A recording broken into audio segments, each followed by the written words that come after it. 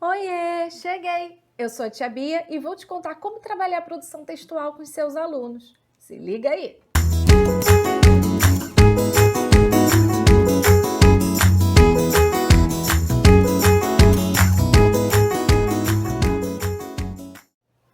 Bom, gente, eu vou contar para vocês como que eu trabalhei atividades de produção textual com os meus alunos, né, durante esse período de quarentena.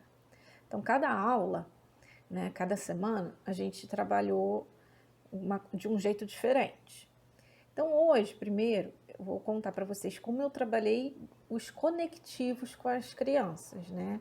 Para que o texto fluísse melhor, tivesse uma coesão, enfim. E aqui no canal mesmo, aqui do blog, já tem alguns outros vídeos falando sobre isso também. Então, depois eu vou colocar aqui na descrição alguns links para que vocês possam dar uma olhada. E, na verdade, o que eu fiz foi adaptar essas atividades para, né, o ensino, né, remoto. Então, vamos lá. Aqui eu tenho os conectivos, né? Então, o que eu fiz para eles? Eu abri o PowerPoint, esse aqui é o PowerPoint, né? Eu uso as minhas aulas através do Google Meet, então eu consigo apresentar, né? Eu consigo compartilhar minha tela com eles. Então, isso é muito importante, porque aí eu posso montar aqui a minha aula expositiva no PowerPoint, certo? Então, aqui eu fiz, né, o PowerPoint, e aí eu vim aqui, ó. Aqui eu tenho uma tabela que eu criei com início, meio e fim.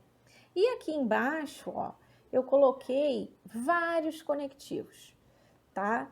E esses conectivos, eles são usados no começo, no meio e no fim. Então, qual foi a proposta? Eles tinham que identificar o conectivo, se ele era usado no começo, no meio ou no fim.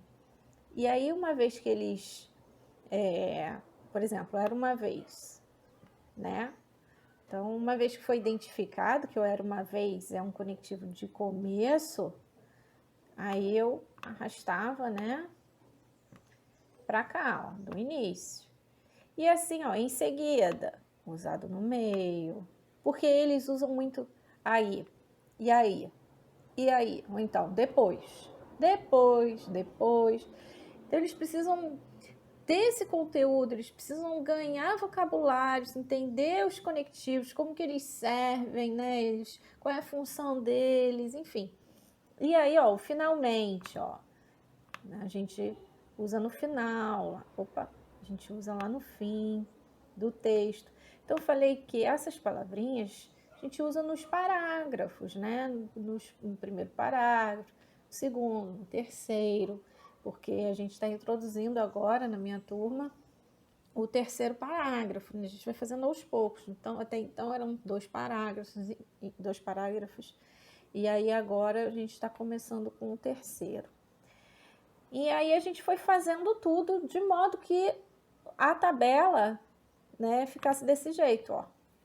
Então, esse foi um cartaz que eu fiz com os meus alunos numa aula presencial, numa outra turma, né, numa aula presencial. E aí ficou dessa forma, ó. E aí eu apliquei isso, né, nesse ensino à distância, né, eu tive que adaptar. Daí, depois que eles organizaram, né, os conectivos, e aí, né, ficou desse jeito, aí eles entenderam melhor, eles conseguiram visualizar, né, como que é no começo, né, as características, né, desses conectivos no meio, né, do meio do texto, e o do final. Então, eles conseguiram entender direitinho isso. E depois, né, aqui a gente fez um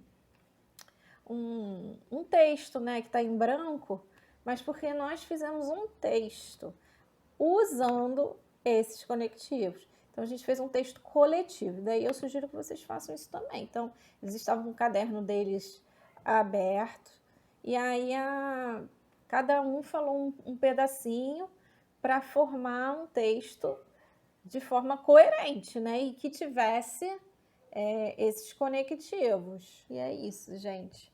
Um beijo e até a próxima. Tchau!